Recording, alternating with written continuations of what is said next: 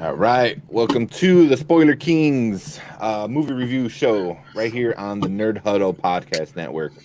I just want to make sure to let you guys know, hit that subscribe button so you know when we go live every Monday and give you what we think about the weekend's big box office movie. My name is Tank Cramer. I'm with Will, PeppaMD. How you doing, man? Doing amazing, man. Doing great. Yeah. Thank you, Oli, for sharing the stream. Appreciate it. Yeah, man. So you saw Black Widow, obviously. That's the whole point of it. Did you go to the movies, or did you go to you stayed at home and got it on Disney Plus? So I watched it at the movies. I felt like it was worth seeing at the theater just for the fact time that wasted. No time wasted. We're getting into that a little bit after. Yeah. But it was worth going back to the theater for sure. Things are getting normalized nowadays with, everyone getting vaccinated. So I felt it was safe enough to go back to the theater. Yeah. I saw it on Disney Plus, but I think I might go see it again. Oli, already she loved it. Oh, with okay. Like 5 exclamation points. Awesome. Cool, man. So you want to do what we usually do? We'll do the trailer, and you do the little synopsis we got. Yeah. Let's dig into what the movie's about. Let's do it. All right. Let's go. Alrighty. So Black Widow. Natasha Romanoff confronts her dark past when a dangerous conspiracy with ties to her past arises. She must team up with her former family to help clean her ledger. She is also pursued by a deadly assassin named Taskmaster that will stop at nothing to bring her down. Natasha must deal with her history as a spy, sister, and the manager the broken relationships left in her wake long before she became an Avenger.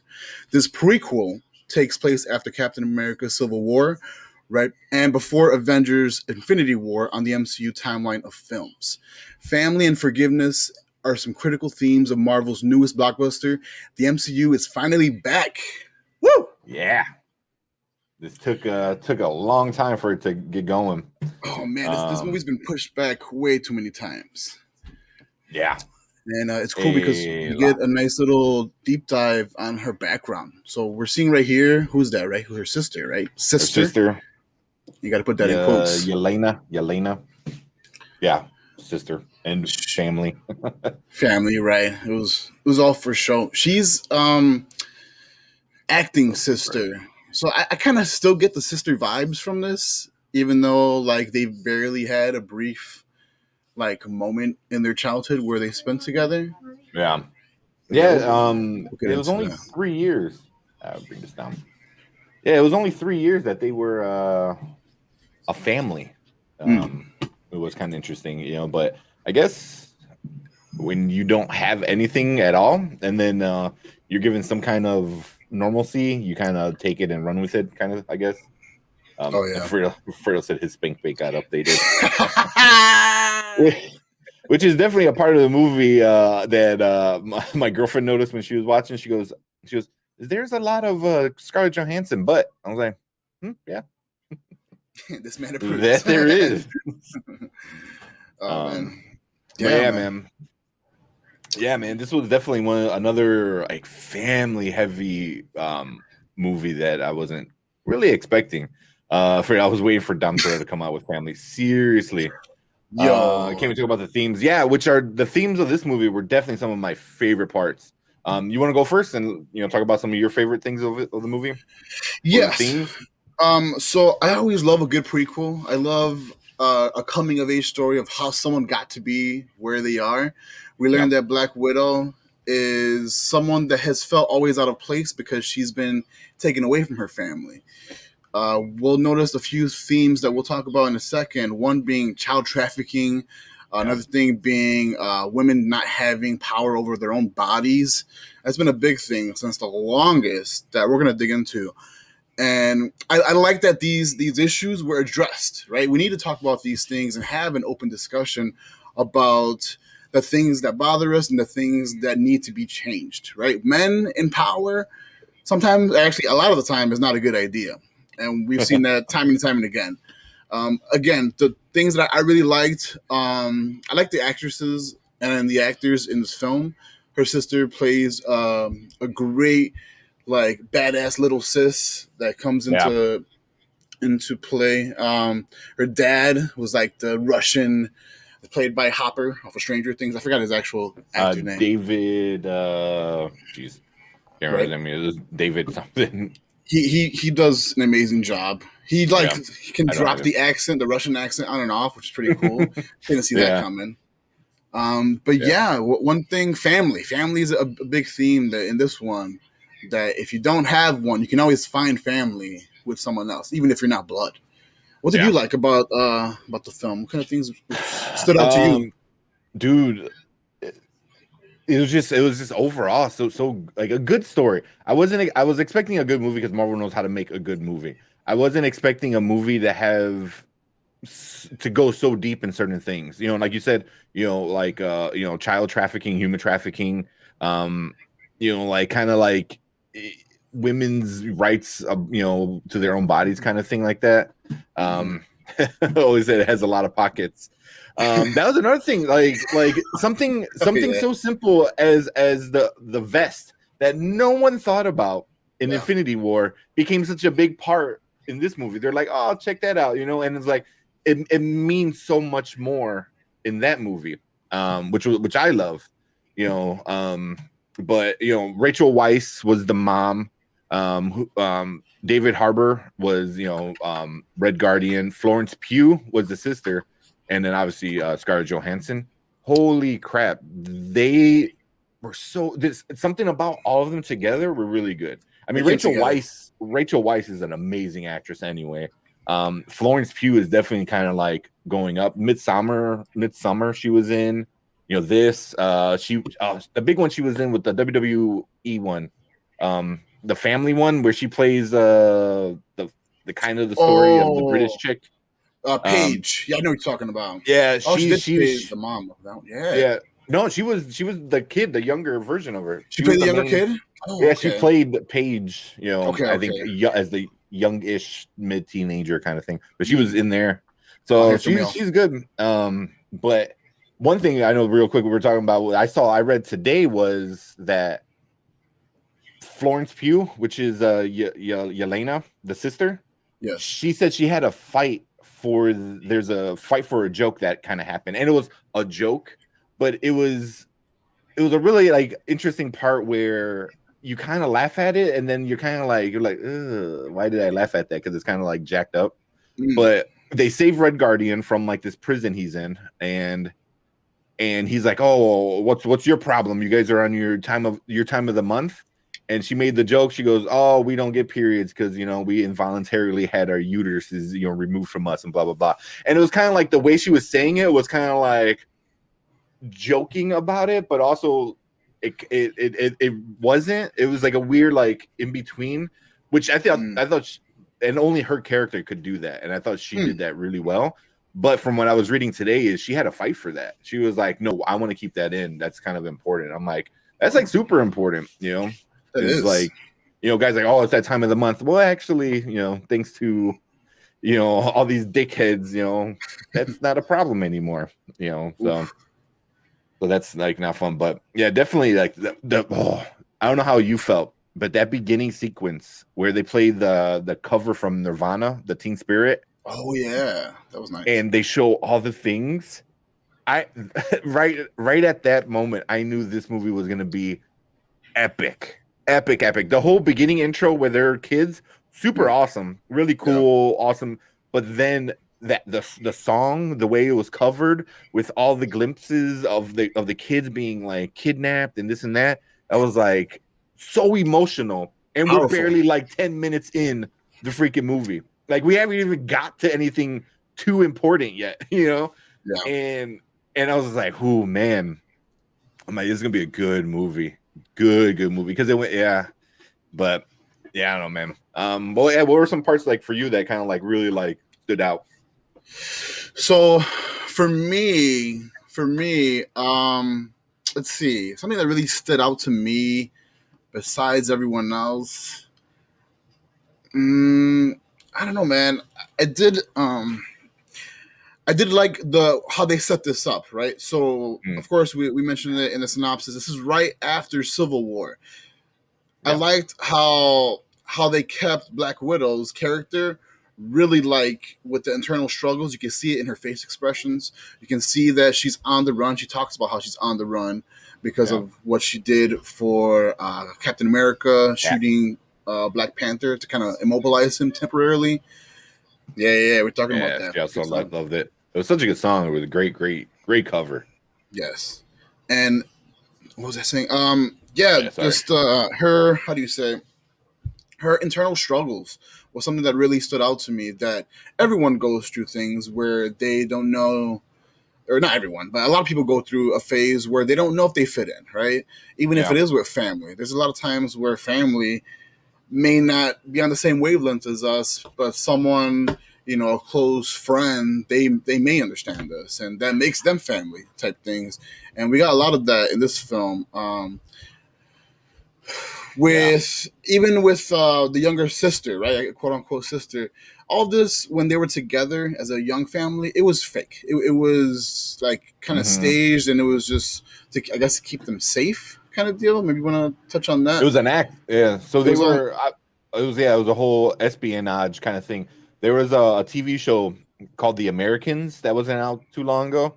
That was kind of the same thing. So you had the fake mom and dad and fake kids, and they pretended to be a family.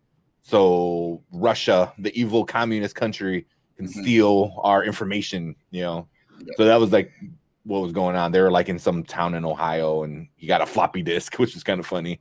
Like that which also real quick, I don't mean to cut you off too much. That also reminded me how like everything in the 90s, like the whole world was always going to end because somebody got their hands on some floppy disk. It was always like, like that evil thing. So I thought that was like, for me, is like a funny, hacky thing, from the 90s, which is that time frame they were playing around, was everything on a floppy disk, we're gonna all die. but yeah, that's why they were in America, and they were all like being a family. But then they get sniffed out, and the government kind of goes for them, all that stuff. But the action scenes in here were pretty dope. That really first, I don't know if it was the first action scene, but the action scene where what's her name? Yelena.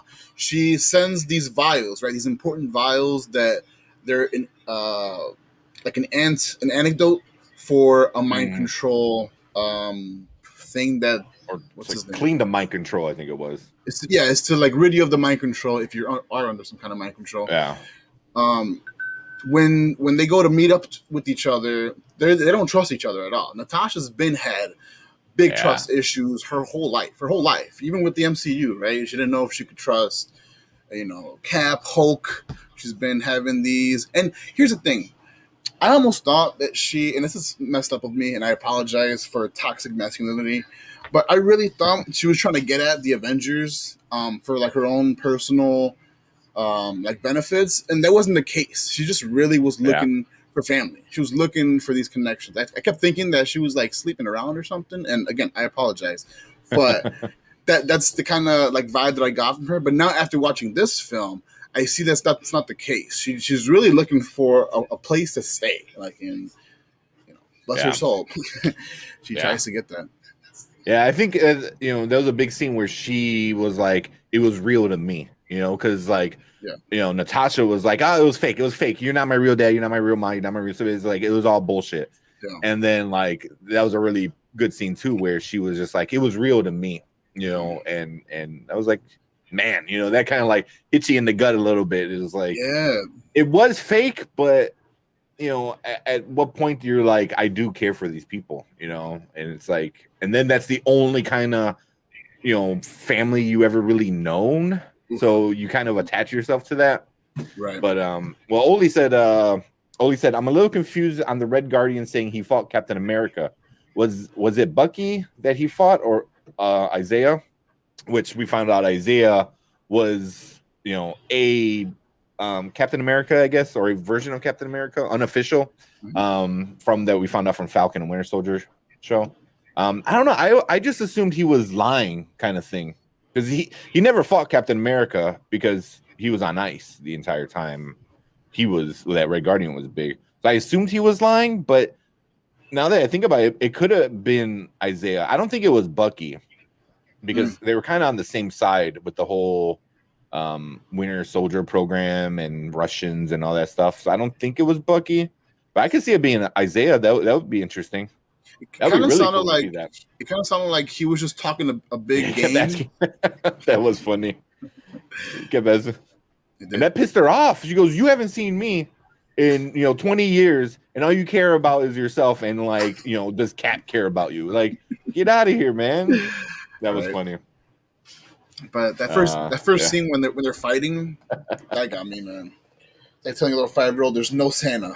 What? Yeah. Yeah. But yeah, that first fighting scene, was it me or were you also hoping that when they were like going in the plane and getting chased by S.H.I.E.L.D., that Coulson was in there? I was like, come on. I want to see Coulson. That would have been super cool, man. Like a missed opportunity. Super cool. Yeah, for sure. I mean, whatever, but it's also like, oh, come on, that would have been maybe not Sam Jackson, but definitely Coulson. That dude ain't doing nothing right now anyway. Right. But yeah, man, what were some things that you didn't like about the movie? Things I got a few. I'm trying to really think. I really didn't have much. How do you say? Many things that I disliked.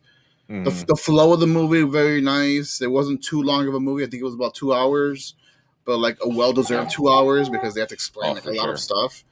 I don't know, man. I think, man, this movie was kind of a hit to me. Like as much as I'm just, balling over this movie, I don't know. I didn't dislike much. I guess maybe the acting. I kind of understand, right? So. I don't know. It's rough. It's hard to like show that you not care as a parent, right? So I'm talking about Rachel Weisz and David Harbour, right? The fake parents. It's hard to like to show emotion that you don't care for somebody and then show that you care for them. When they all get reunited later in the movie, they act like everything is just resumed to family activities again. Like so, they have this scene where Natasha's like. Oh, I forgot she gets upset over something. And the dad's like, oh, like stop complaining or whatever. And like they had this little like family moment. And it's like, wait, like are they done acting as parents or they still like have that vibe? Yeah, the poser part of it. I'll talk about that in a second. But I saw that too. Was like, but when they were, bringing the family back together, I thought Red Guardian, which was Alexi, I think his name was, but Red Guardian, I thought he was more like happy. He's like, oh, look at my girls, like that whole scene, which I thought was funny. He's like, he goes, look, you're this and you become this, and he grabbed them. He's like, you guys must have killed so many people. I'm so happy, and I was like, it's because it's so funny. It's like, yeah. And then again, they bring up the whole red in the ledger kind of thing. So I'm like, they tie that in because the first few movies with Natasha, the whole time she's like, I need to clean the red in my ledger, and then Loki tells her that. She says that like 5 times, and then it gets brought up in this movie a few times.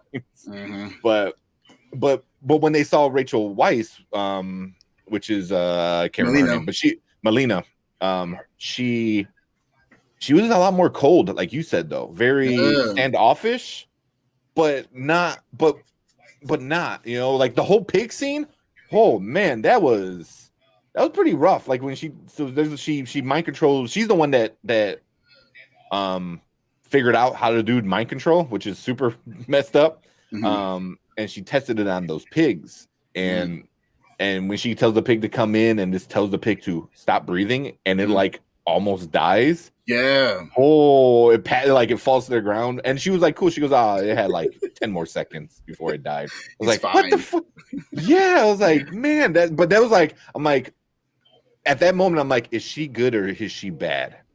And I honestly, still, I'm not 100% sure if she's good. I'm on the fence with that too.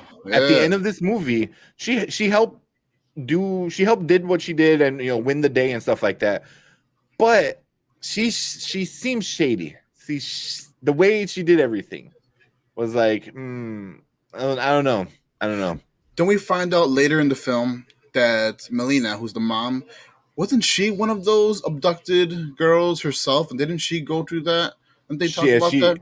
She also went through the whole process of like dehumanizing her and making her an assassin. She also went through that, so she knows like what goes into the trauma that her two little girls, her fake little girls, went through. It gave me vibes off of this one movie, and I don't know if I can say this movie name because it's banned in so many countries, but it kind of gave me vibes off of, damn, what's it called? Remember that movie, 21 Days of Salo or something like that? Yeah. So in there, I know what like you're talking about.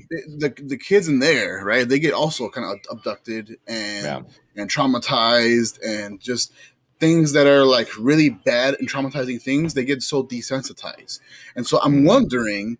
And so if you've seen this 21 days, I don't even know, it's 120 days, 21 days, 120 days. Yeah, of solid. I saw. It's I want to say I want to tell people to watch it, but also it's a messed up movie, man.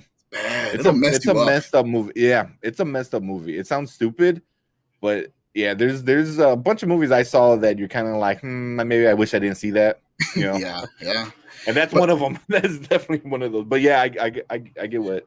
So if you've seen that film, right, the 120 Days of Salo, there's like these these hostesses. Yeah, don't mind. It's messed up. There's these hostesses that they see all the trauma that's going on that they've also went through themselves that are going on to these kids, and it's so normalized to them to the point where they're like, oh yeah, it happens. This is life. I kind of got that same feeling from Melina, the mom.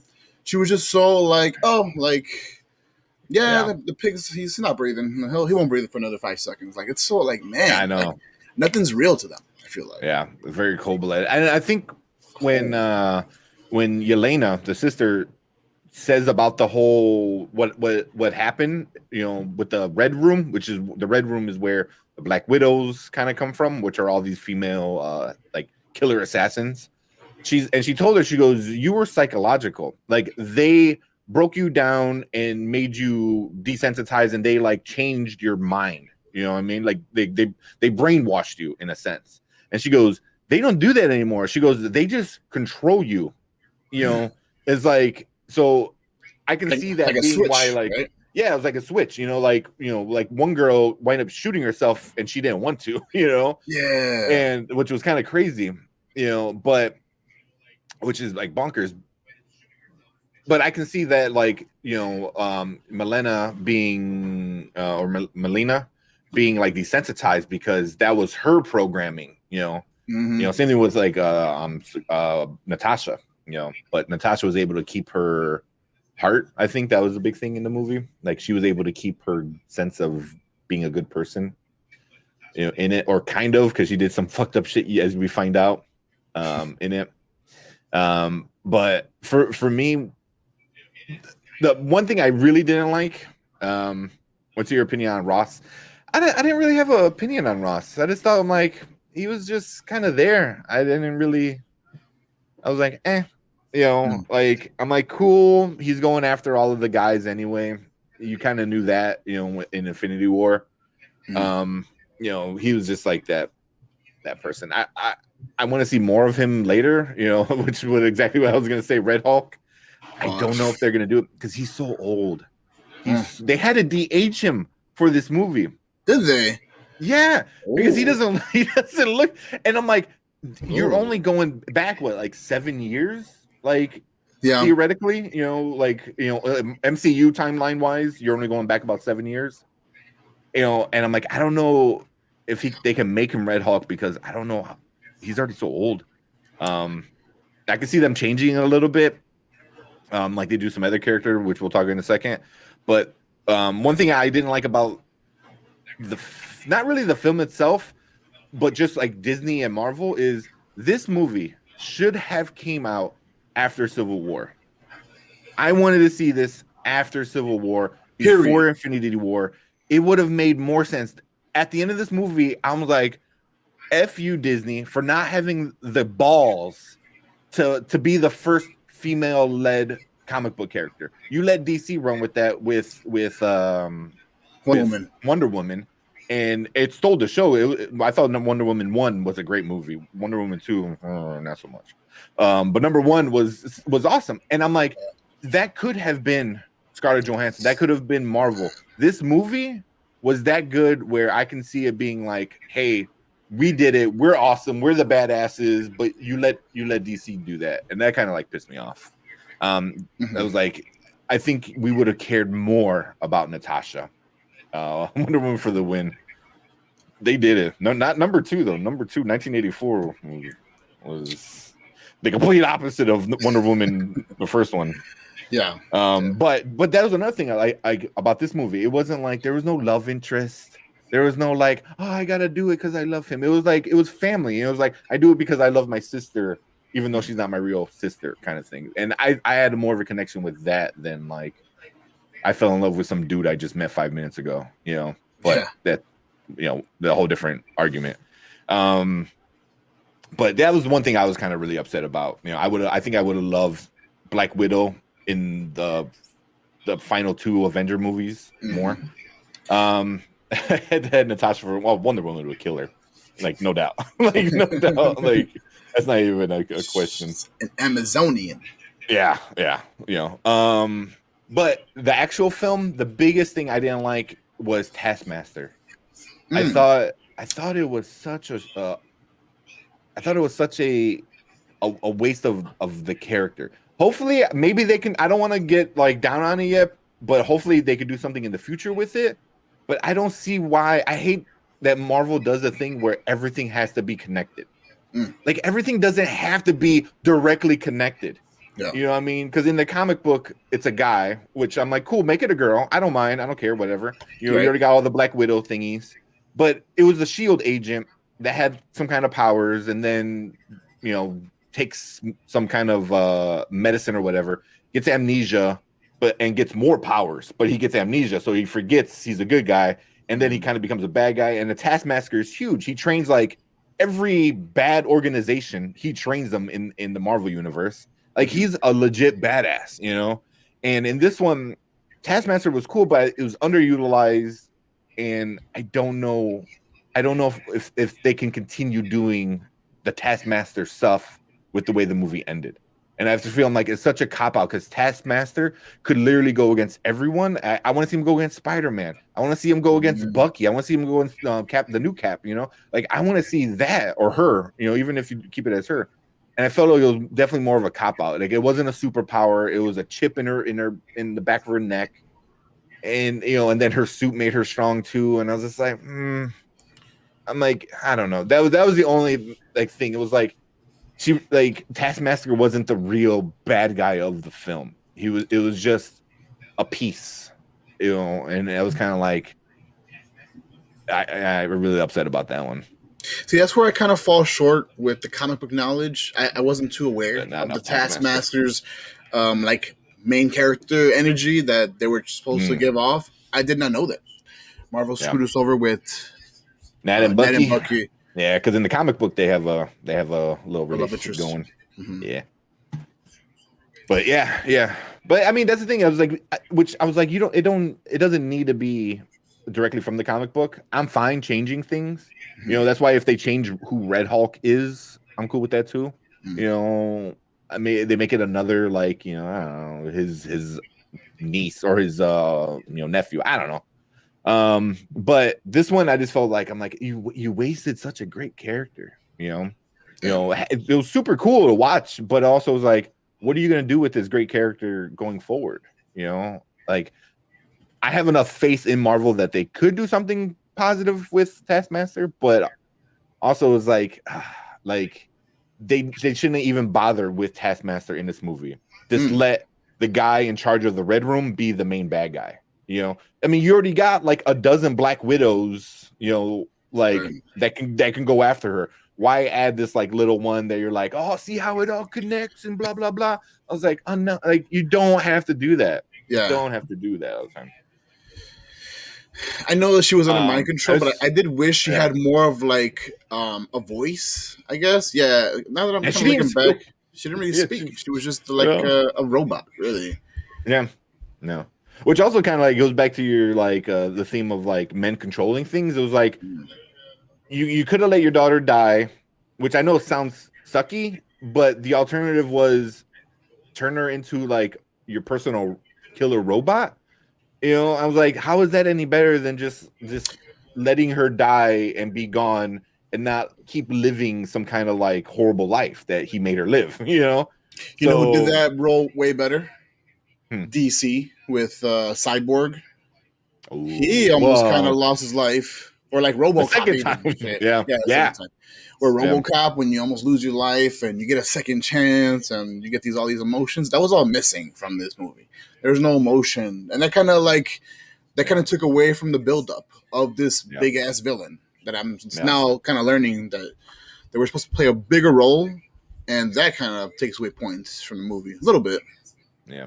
Yeah, that's why I was like, just have it be like some, you know, have it kind of keep to the comic book, like, oh, hey, she used to be a S.H.I.E.L.D. agent, but then now I got her under mind control and she's got superpowers.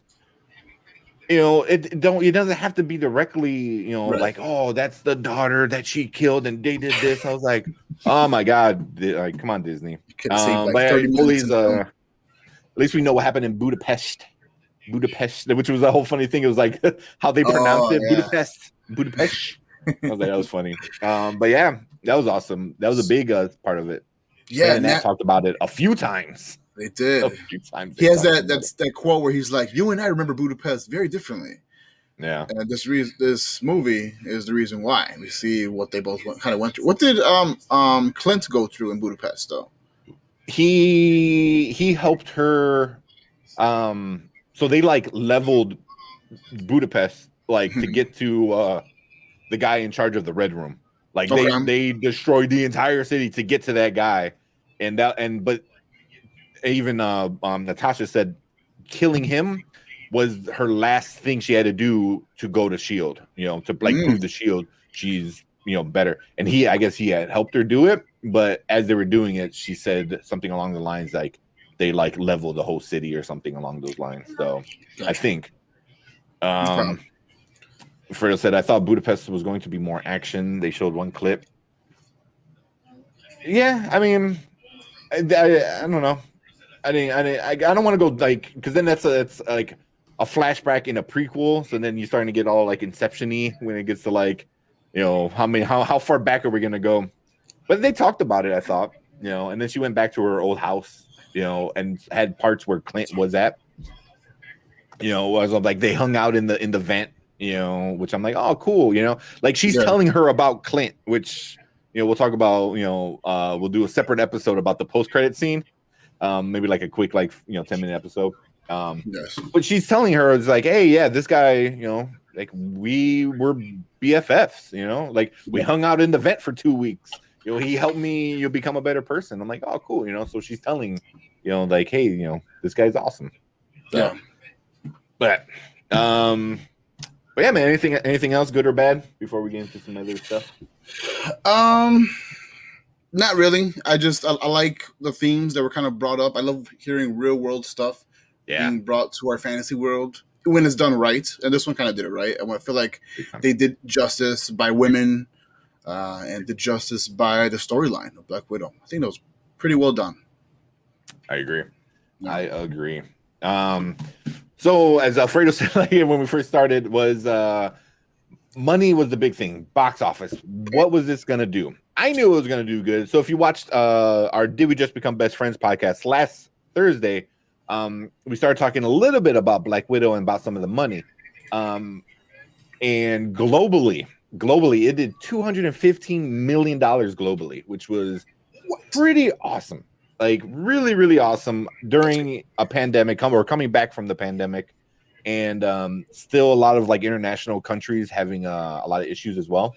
But it made 80 million domestically, which was really good. I think they were shooting for 90 from what I was reading, but 80 is still not bad.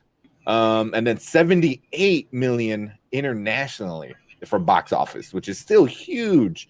The only issue is international usually does more money than domestic, so I don't know how they feel quite about that. But the big one, which I think is that trumps the other two, is Disney's the first company to release their own streaming like numbers. They didn't do it with Cruella, they didn't do it with any of the other Mulan and stuff like that. But they're saying Black Widow made $60 million on Premier Access on Disney Plus. That's, you can watch at home, which was insane. And I think like I gotta look up the details. But I was reading along some of the lines where it was like $20 million alone came from like China. Damn. You know, which would be huge because China's a big market in that. What's that phrase? 2 days, not weeks. 2 days, not weeks. I don't know I don't know which one he was talking about. Sorry, dude. But yeah, it was a pretty big deal, man. And them showing how much they can do just on Disney Plus. I'm really curious to see what they're gonna do going forward. Are they gonna do something similar to it? Are they gonna run movies for a couple weeks and then throw it on Disney Plus? Because that would be not bad either. But yeah, man, 215 million. And that's just the opening weekend. That's nuts. That's a lot of money. They were hiding. You said you said weeks, not days. Oh yeah, my bad. When Clint and Natasha were hanging out in the vent 2 days. Okay, that's right. Yeah. But yeah, man, what we got there. What do you think about the numbers? I think the numbers are justified. I think this is a movie that really, really spoke to everyone. And it was just so exciting to see. Should have came out sooner, as you said earlier. It really should have. Even on my so when you go to the theater, right, you have the option to buy this nice popcorn tin collectible item, which is very nice. They've been doing that for the past few films, and so they're very cheap. They're I don't know about cheap, but they're pretty nicely priced for like $20, right? $10. What should we get it? No. $11.99. $11.99 with popcorn in it. With popcorn. And so, like, one of our Nerd Huddle members, we were kind of having a chat earlier. He mentioned that the whole storyline, the way this kind of played out with Black Widow, was planned to have come out at a later time. And I respectfully disagree. And here's why. Off of just one fact alone. Two facts, actually. One, we're in a pandemic, right? That slowed down the movie industry to its entirety. Everyone was slowed down. Two, even on my tin can popcorn collectible souvenir, it even shows that it was manufactured. It says Marvel something 2020, right? Yeah. So usually when you put out those manufacturer labels, you do it a year in advance. So they actually made that and was ready to have that out 2019, so they could sell it 2020, which is when the movie was supposed to come out. And then we end up seeing that people who made these collectibles, they didn't change the date on there. They didn't say, "Oh, my bad, pandemic 2021." They didn't do that. So I think, let's see. Yeah, we'll show you pictures. Can you, show that even? See how good my camera is and how good. There you go. It's right. Can't see it. Hold it right there a little bit. Yeah, right there. God, that's blurry. But it says 2020. Just take me for my word. But yeah, the storyline was not intended, I don't think, at least, to be delayed. I think the fans, if this movie, like you said earlier, Kramer, if this movie would have came out at its intended date, I think it would have even blew these numbers out of the water. It has so much momentum behind this movie that I think fans would have been like, "Oh my God, it's another Dark Knight!" Like, I think it had potential. Yeah. I mean, they were projecting, like, I'm not even exaggerating. They were projecting $1 billion profit. Like, that's how much this movie would have made, throughout its run, in box office before COVID. They were expecting $1 billion. That's a lot of money. But that's where they're at now with these Marvel movies. So for them to take a hit like this, it really sucks. But also, it's like, I mean, I don't know. It is what it is, kind of stuff. It should have came out even before 2020. It should have came out, before all that stuff. But yeah. Let's get down man. To some reviews. Good stuff. Let me throw this up here. All right. Want to let us know? Break it down. Sure. So the way we rate these movies over here at Spoiler Kings is we let you know if the movie was worth watching now, which means that it's one of the best films. You got to watch it or else you'll miss out. We rate it, watch it later, which means that it's a great film, but you can catch it on the fly. No need to watch it right away. Or watch it never, which means the film did not meet our criteria of even being watchable. So what did you think about the film? Where do you think it falls under, huh? So before I get into mine, Oli said this is a now, all caps, movie. So for me, Black Widow is definitely a now movie. This movie is such a great come back to the theater kind of movie, or even watch it at home, full blast. I watched it with my surround sound super high. And it was just such a good movie with a lot of emotion, a lot of different themes and ideas to think about. Not just comic booky. It was also very real world. Like, man, these things are happening in the real world. But also, like, it gave a lot of good stuff for the fans as well. So I just thought it was such a great movie, super emotional. I just love Natasha even more after watching this movie. So what about you, man? What do you give it? So for Black Widow, I really think the story was very, very rich, very deep. They didn't have to go this deep, but they went deep, even to bring up themes of toxic masculinity. I can't even say that word. But the movie did great with the storyline, the character development, making you fall in love with, her sister. Very well done. I think you should watch this movie now. If you don't watch it now, you're going to miss out on the whole MCU universe that's going to be told very soon. Yeah. And then Oli said, can't wait for Hawkeye. Yeah. So if you're watching live, you'll get our thoughts on the post-credit scene. If you're not watching live, you go check out our post-credit breakdown scene of Black Widow.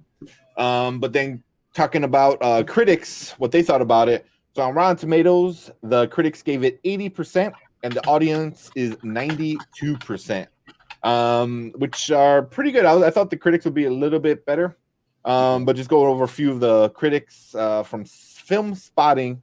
Goes to ensure all of our behemoth pop culture franchises become one indistinguishable mass of content. The MCU is now faster and furiouser. Which I don't agree. So that was obviously, he didn't like that one. I think Fast and Furious does the very corny, like, family. It was like kind of thing. This one was a little bit more in depth, where there's actual issues with the family, right. But here's a positive one from the Digital Trends. Black Widow exceeds expectations with a fast-moving adventure that finally gives Scarlett Johansson's Avenger the solo chapter she deserves. 100% agree with that one, man. And then just one more from Entertainment Voice. It gives a great female character a stronger treatment than in the previous titles, while at the same time guiding her to the exit. Yes. But yeah, that's some of the critics. And I got to say, her exit was, this was definitely the cherry on top. And that was like one thing. It was like I felt like she deserved this movie for just the character. Deserved this movie. She deserved like everyone to be like, yes, we love her.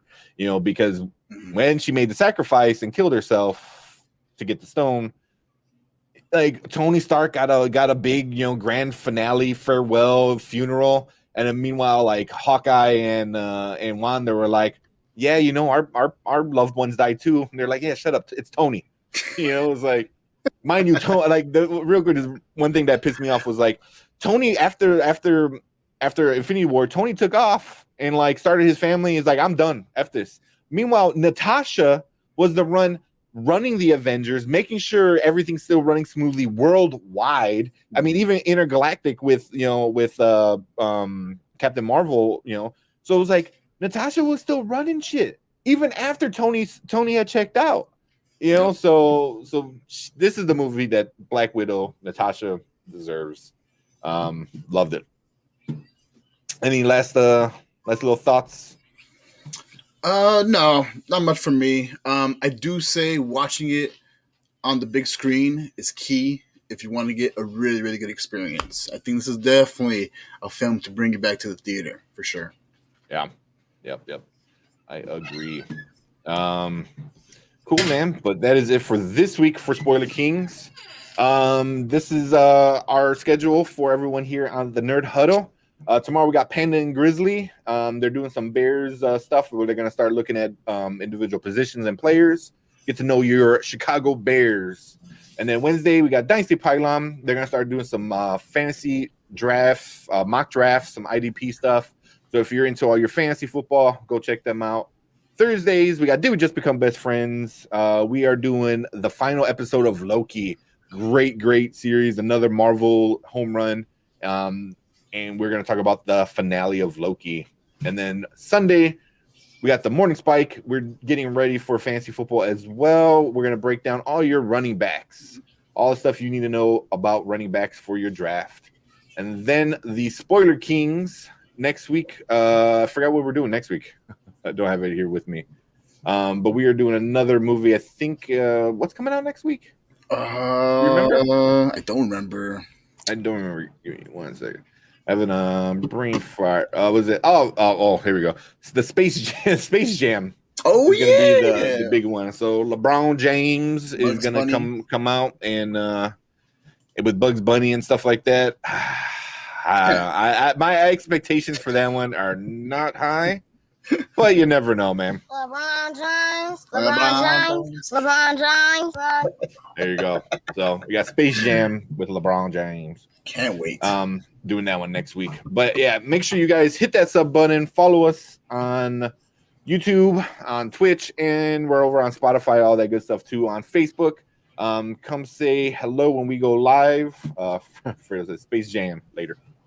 But yeah, man, thank you guys for tuning in, checking us out, and we will see you guys next week. Later.